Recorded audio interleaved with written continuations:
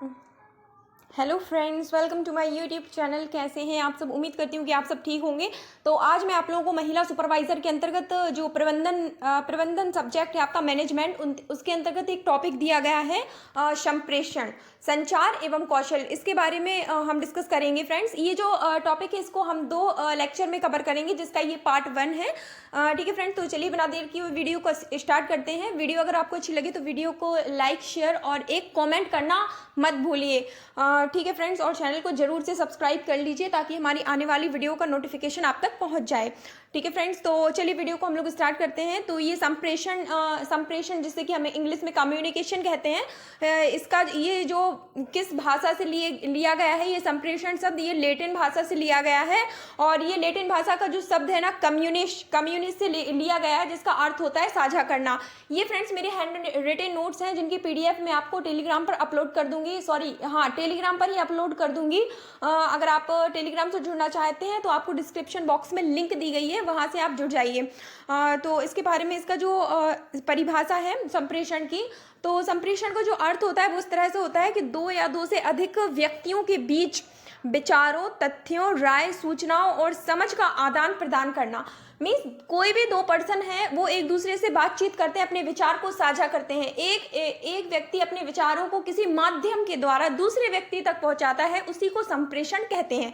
जैसा कि यहाँ पे हम ले सकते हैं कि मैं आपको कम्युनिकेट करके आप अपने विचार संप्रेषण के द्वारा आप तक पहुंचा रही हूँ इस वीडियो के माध्यम से। ठीक है फ्रेंड्स, तो ये आई होप आपको संप्रेषण का अर्थ समझ में आ गया होगा। तो संप्रेषण की कुछ परिभाषाएं दी गई हैं फ्रेंड्स, तो वो इस तरह से हैं कि इसमें जो ऑक्सफोर्ड इंग्लिश डिक्शनरी है उसके अनुसार जो परिभाषा है उसको देख लेते हैं। सबसे पहले, बोलकर, लिखकर अथवा किसी अन्य माध्यम द्वारा सूचना भेजना अथवा आदान प्रदान करना एवं सुझावों और भावनाओं को सफलतापूर्वक भेजना अथवा आदान प्रदान करना संप्रेषण कहलाता है। ठीक है, ऑक्सफोर्ड डिक्शनरी के अनुसार जो डेफिनेशन हमें बताई गई वो इस तरह से है कि जब किसी चीज़ को बोलकर, लिखकर या किसी अन्य माध्यम के द्वारा एक स्थान से दूसरे स्थान पर भेजा जाता है, या एक व्यक्ति से दूसरे व्यक्ति तक अपने सुझावों को या अपने विचारों को व्यक्त किया जाता है, तो उसे संप्रेषण कहते हैं। ठीक है फ्रेंड्स, और उसके बाद में लुगिस एवं बीगस, ये दो व्यक्ति हैं, इनके अनुसार संप्रेषण की डेफिनेशन दी गई है, उसको देखते हैं। देखिए फ्रेंड्स, मैं आपको एक चीज़ क्लियर कर दूं कि जहाँ तक है तो ये आपको डेफिनेशन में नहीं आएगा कि ये परिभाषा किसने दी, ये परिभाषा किसने दी, इस तरह से नहीं आएगा कि आपको इनके द्वारा परिभाषा दी गई बताना है। बट हाँ, आपको ये परिभाषा पर नजर रखनी बहुत ही जरूरी है, क्योंकि शायद अगर कभी ऐसा होता है कि आ जाए और पेपर अगर डेफ्ट में चला जाए तो हमारा सारा टॉपिक क्लियर होना चाहिए। तो ठीक है, फिर ये लुगिस एवं बीगस के अनुसार जो परिभाषा है वह इस प्रकार से है कि संप्रेषण वह प्रक्रिया है जिसके द्वारा सामाजिक व्यवस्था के अंतर्गत सूचनाओं, निर्देशों तथा निर्णयों द्वारा लोगों के विचारों, मतों एवं अभिव्यक्तियों में परिवर्तन लाया गया है। तो मतलब जब कोई चीज बोलकर, लिखकर इस तरह से बताई गई हो तो वो आपको समझ जाना है कि ऑक्सफोर्ड डिक्शनरी के अनुसार है। और जब किसी चीज में जैसे कि अभिवृत्तियां वगैरह, विचार, मत, ये चीज आ जाती है तो वो लुगिस एवं बीगस इनके द्वारा दी गई है। तो इसी तरह से आपको सभी डेफिनेशन पढ़ लेनी है, जो कि मैं आपको PDF नोट्स में प्रोवाइड कराऊंगी। लेकिन उसके आपको जो मेन की पॉइंट्स है उनको याद रख लेना है कि हाँ ये इनने दी थी, तो आपको उन व्यक्तियों के नाम याद आ जाएंगे और पता चल जाएगा कि ये इनके द्वारा दी गई है। क्योंकि सारी डेफिनेशंस आप रटकर याद नहीं कर सकते हैं, इतना टाइम आपके पास नहीं है कि आप रटने के लिए बैठेंगे और सारी डेफिनेशंस पढ़ते जाएंगे। ठीक है फ्रेंड्स, और उसके बाद में जो एडगर डेल है उनके अनुसार डेफिनेशन दी गई है। आपको कम से कम 3 डेफिनेशन पढ़नी है, तो मैंने यहाँ पे 3 ही लिखी हैं, बाकी बहुत सारे व्यक्तियों के द्वारा संप्रेषण की अलग अलग डेफिनेशंस दी गई हैं। ठीक है फ्रेंड्स, तो संप्रेषण विचार विनिमय के मूड में विचारों द्वारा भावनाओं को परस्पर जानने तथा समझने की प्रक्रिया है, ये एडगर डेल के अनुसार कहा गया है। तो मुख्य रूप से विचारों के आदान प्रदान की जो प्रक्रिया है, संप्रेषण एक द्विमार्गी प्रक्रिया है जिसमें दो व्यक्तियों का होना आवश्यक होता है। ठीक है, तो इन सभी डेफिनेशन को मिलाकर जो सारांश इसका निकलता है वो इस प्रकार से है कि विचारों को एक स्थान से लेके किसी माध्यम के द्वारा एक व्यक्ति से लेकर दूसरे व्यक्ति तक अपने विचारों, भावनाओं या सुझावों को व्यक्त करना ही संप्रेषण कहलाता है। तो आपको ये चीज याद रखनी है, इसका जो मेन अर्थ जो है वो यही है कि एक व्यक्ति से दूसरे व्यक्ति तक अपने विचारों को पहुंचाना ही संप्रेषण है। ठीक है, उसके बाद में हम देखते हैं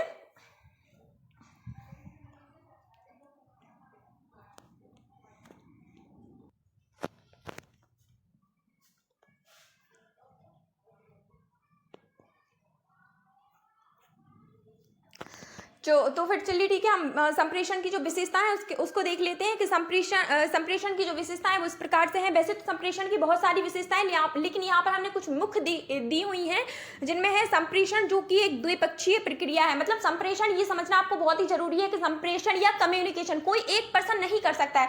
मतलब कोई इंसान अपने आप से बैठ के अपने आप से बातें कर रहा है तो उसको संप्रेषण नहीं कहते। जब दो व्यक्ति आपस में बैठकर एक अपने मत दूसरे को बताएंगे और वो इंसान प्रतिक्रिया देगा, आपको तभी वो संप्रेषण माना जाएगा। अगर आप अपने आप पे बात करते हैं या फिर सिर्फ ऐसे ही बात करते हैं या कुछ बोलते हैं तो वो संप्रेषण नहीं होता है। मतलब इसमें दो व्यक्तियों का होना कि कम्युनिकेशन या संप्रेषण, कोई एक व्यक्ति मतलब कोई खुद से ही बातें कर रहा है तो उसको संप्रेषण नहीं कहेंगे हम। एक व्यक्ति जब अपने विचारों को, तर्क को दूसरे व्यक्ति तक साझा करता है, चाहे वो मौखिक रूप से हो, लिखित रूप से हो, किसी भी रूप से हो फ्रेंड, तो उसी को संप्रेषण कहते हैं हम। ठीक है, तो इसके लिए दो व्यक्तियों का होना बहुत ही आवश्यक है। इसमें जो दूसरी डेफिनेशन है फ्रेंड वो है संप्रेषण में एक संदेश होता है। तो मतलब वही चीज के मतलब जब दो व्यक्ति एक दूसरे में कम्युनिकेशन करते हैं, वार्तालाप करते हैं फ्रेंड, तो वो किसी ना किसी टॉपिक पर चर्चा करते हैं। उनके पास कोई एक संदेश होता है एक व्यक्ति से दूसरे तक पहुंचाने के लिए फ्रेंड।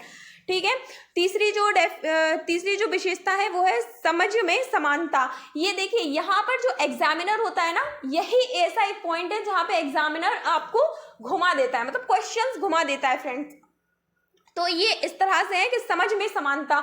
जैसे कि एग्जाम्पल के लिए आप ले लीजिए कि आप 20 साल के हैं और आप किसी 2 साल के बच्चे से जाकर बोलेंगे कि प्रधानमंत्री जी ने इस तरह की योजना निकाली है, या फिर ग्लोबल वार्मिंग क्या है, या फिर यहाँ का टेम्परेचर इतना हो रहा है। अब उसको क्या पता, वो आप उससे बोलेंगे वो बस हंस देगा। फ्रेंड्स आप सभी जानते हैं ना, अब वो तो उस पर कोई रिएक्शन देगा नहीं, प्रतिक्रिया देगा नहीं, बिकॉज वो कुछ जानता ही नहीं उस चीज के बारे में। तो मतलब इसके बारे में कि जब आप किसी व्यक्ति से संप्रेषण करते हैं, कम्युनिकेशन करते हैं, तो उसकी समझ उतनी होनी चाहिए जिस तरीके की आप उससे बात कर रहे हैं। जैसे कि आप छोटे बच्चे से आप 20 साल के हैं लेकिन आप छोटे बच्चे से बात कर रहे हैं कार्टून के बारे में। 2 साल के बच्चे से अगर आप कार्टून के बारे में बात करेंगे तो वो हाँ उस चीज का रिएक्शन देगा कि हाँ ये कार्टून ऐसा, ये कार्टून वैसा। तो मतलब समझ में समानता होनी बहुत ही जरूरी है। ठीक है फ्रेंड, फिर चौथा है बात सुनने की क्षमता। देखिए आज के टाइम में जो संप्रेषण में सबसे ज्यादा बाधक रूप है और बाधक तत्व है वो यही है कि बात सुनने की क्षमता। आजकल लोग सुनना पसंद नहीं करते हैं, लेकिन संप्रेषण में सबसे इंपॉर्टेंट जो टॉपिक होती है ना वो एक गुड लिसनर। हमेशा आपको एक गुड स्पीकर तो होना ही चाहिए, लेकिन उसके साथ एक गुड लिसनर भी होना चाहिए। आपको अपनी बात दूसरों तक कहने की बहुत ही अच्छी स्किल्स आपके पास होनी चाहिए ताकि सामने वाले आपकी बात को समझ सके। और दूसरा, आपको एक गुड लिसनर भी होना चाहिए ताकि सामने वाले की बात को आप धैर्यपूर्वक सुन सके, तभी एक गुड कम्युनिकेशन हो सकता है फ्रेंड। ठीक है, उसके बाद में दूसरे लोगों के व्यवहार में बदलाव, तो ये भी संप्रेषण की एक विशेषता है।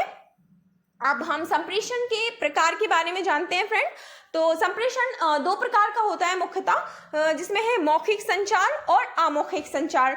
तो मौखिक संचार इस प्रकार से होता है फ्रेंड, जब 2 या 2 से अधिक लोगों के बीच शब्दों का प्रयोग बातचीत के लिए किया जाए तब उसे मौखिक संप्रेषण कहते हैं। यह लिखित और मौखिक दोनों रूप में हो सकता है। जैसे कि मौखिक संप्रेषण, जैसे कि फ्रेंड्स आप मतलब पढ़कर, लिखकर, बोलकर, चैटिंग करके, मतलब ये सब आप कर सकते हैं, तो ये मौखिक संप्रेषण में आ जाता है फ्रेंड। मतलब और साथ ही अमौखिक जो संप्रेषण होता है, और इसी में मौखिक संप्रेषण में जब आपको समाचार पत्र, पत्रिकाएं और नोट्स वगैरह, जैसे कि YouTube पर अभी आप मेरी वीडियो देख रहे हैं तो ये एक मौखिक संप्रेषण है फ्रेंड।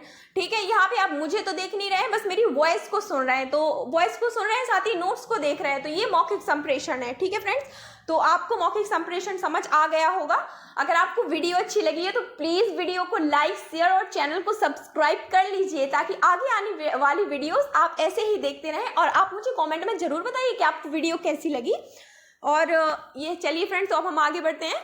तो दूसरा जो प्रकार था अमौखिक संप्रेषण, तो जिसमें अमौखिक संप्रेषण वह होता है कि जिसमें हाव भाव, जैसे कि जब आप किसी से, मतलब कभी कभी आपने देखा होगा कि लोग आंखों में भी बातें कर लेते, इशारों से बातें करना। ठीक है, कभी लोग जैसे कि आपको हाथ दिखा के बोलेंगे हाय, तो उसका मतलब जब आपको कोई हाथ दिखाकर हाय या हेलो करता है तो आप उसका मतलब समझ जाते हैं कि ये हाय या हेलो कर रहा है, क्योंकि वो प्रतिक्रिया, रिएक्शन आपको समझ आती है। अब आप ये तो नहीं सोचेंगे कि वो अपने हाथ की उंगलियां आपको गिनवा रहा है, मतलब 5 नहीं बोल रहा है, वो आपको हाय बोल रहा है, तो ये आप समझ जाते हैं, तो इसको अमौखिक संप्रेषण कहते हैं फ्रेंड, ठीक है ना। ये जो होता है ना, शारीरिक चेष्टाएं, चेहरे के हाव भाव, ये सब आप नोट्स में पढ़ लीजिए फ्रेंड। मैंने आपको इसका मतलब समझा दिया है, आपको समझ आ गया होगा, आई होप, ठीक है फ्रेंड। फिर उसके बाद में हम देखते हैं कि संप्रेषण के माध्यम जो होते हैं, ये संप्रेषण के माध्यम, ये बहुत ही इंपॉर्टेंट जो टॉपिक है, इससे सबसे ज्यादा आपको क्वेश्चन देखने को मिलेंगे, लेकिन ये हम नेक्स्ट लेक्चर में कवर करेंगे। अभी हम सिर्फ संप्रेषण के माध्यम के जो आधार है उनके बारे में यहाँ पर चर्चा करेंगे फ्रेंड। तो चलिए ठीक है, फिर देखते हैं। वह दिशा या मार्ग जिधर से संप्रेषण का प्रवाह किया जाता है, मतलब ऐसी वह दिशा या मार्ग, जिस राह से, मतलब जिस माध्यम के द्वारा, जिस चीज के द्वारा आप संप्रेषण को आगे बढ़ाते हैं, संप्रेषण को पूर्ण करते हैं, वो संप्रेषण का माध्यम कहलाता है। तो संप्रेषण के माध्यम को 3 भागों में वर्गीकृत किया गया है। पहला है संबंधों के आधार पर, प्रवाह की दिशा के आधार पर, प्रयुक्त विधि के आधार पर, ठीक है फ्रेंड। अब इनके सब टॉपिक्स हम लोग देखते हैं। तो सब टॉपिक में है संबंधों के आधार पर, तो इसमें है औपचारिक और अनौपचारिक। तो संबंधों के आधार पर, प्रवाह की दिशा के आधार पर और प्रयुक्त विधि के आधार पर। फ्रेंड्स, ये आपको ना बहुत ही ज्यादा क्वेश्चन में आपको यहाँ से, मतलब एग्जाम में आपको यहाँ से क्वेश्चंस पूछे जाते हैं, तो इन टॉपिक्स को आपको बहुत ही अच्छे से थोड़ा थोड़ा पढ़ लेना है, ताकि आपकी एक समझ विकसित हो जाए। तो आपको याद, मतलब रटना नहीं है, बस समझना है, ठीक है फ्रेंड। तो जैसे कि आपने कहा संबंधों के आधार पर, तो औपचारिक और अनौपचारिक, तो ऑफिशियली और अनऑफिशियली। जैसे कि औपचारिक जो संप्रेषण आप करते हैं, औपचारिक जो ऑफिशियली कम्युनिकेशन आप किसी के साथ करते हैं, जैसे कि आप एक महिला पर्यवेक्षक हैं, सपोज कि आप एक महिला पर्यवेक्षक हैं, आपको सुपरवाइजर की जॉब मिल गई है, और अब अगर आप किसी कार्यकर्ता को मीटिंग के लिए इनवाइट करती हैं, मिटींग से रिलेटेड कोई बात करती हैं, तो वो आपका ऑफिस वर्क हो गया, यानी कि आपका औपचारिक वर्क हो गया, ठीक है फ्रेंड, मतलब औपचारिक कम्युनिकेशन हो गया, सॉरी फ्रेंड्स, ठीक है। फिर उसके बाद में जो अनौपचारिक संप्रेषण है, तो वो इस तरह से है, जैसे कि आप एक सुपरवाइजर हैं, लेकिन आप घर पे आके अपने पति से, अपने बच्चों से या किसी से भी बात करती हैं अपनी फैमिली के मध्य से, तो वो अनौपचारिक कम्युनिकेशन होता है। तो मतलब जो आपके ऑफिस लाइफ से रिलेटेड होता है वो ऑफिशियल हो जाता है, जो आपकी होम लाइफ से या आपकी पर्सनल लाइफ से रिलेटेड होता है वो अनौपचारिक हो जाता है, ठीक है। तो आपको समझ आ गया है ना ये टॉपिक। फिर इसके बाद है प्रवाह की दिशा के आधार पर, ठीक है फ्रेंड। तो प्रवाह की दिशा के आधार पर हम थोड़ी देर में देखते हैं, लेकिन पहले हम ये देख लेते हैं प्रयुक्त विधि के आधार पर। तो इसमें मौखिक, लिखित और मुद्रात्मक। तो इसमें जैसे कि मौखिक, लिखित और मुद्रात्मक, जैसे कि मैं आपको बता चुकी हूँ, मौखिक संप्रेषण जैसे कि बोलकर, लिखकर, या इसी तरह से जैसे कि आप कॉल कर रहे हैं किसी को, या फिर किसी के साथ मौखिक रूप से बात कर रहे हैं, किसी अपने फ्रेंड से बात कर रहे हैं, तो ये मतलब मौखिक कम्युनिकेशन हो गया फ्रेंड। और इसमें ना मौखिक और लिखित को अलग कर दिया, लेकिन आपको ये चीज याद रखनी है कि मौखिक, लिखित एक ही उसमें आता है, जो कि मैंने अभी आपको प्रकार में बताया था, ठीक है। फिर उसके बाद में जो है, अब देखते हैं हम प्रवाह की दिशा के आधार पर। तो इसमें जो ये चीज समझनी आपको जरूरी है कि क्षैतिज, जी, तो क्षैतिज यानी कि वर्टिकल। तो वर्टिकल में जब जैसे कि कोई सबसे ऊंचे पद पर है, कोई ऊंचे पद पर है, जैसे कि आप सपोज कीजिए किसी कंपनी का सीईओ है, तो वो मतलब इसमें आपको कोई रिपोर्ट भेजनी होती है, तो वो सीईओ है जो उससे बात करेगा।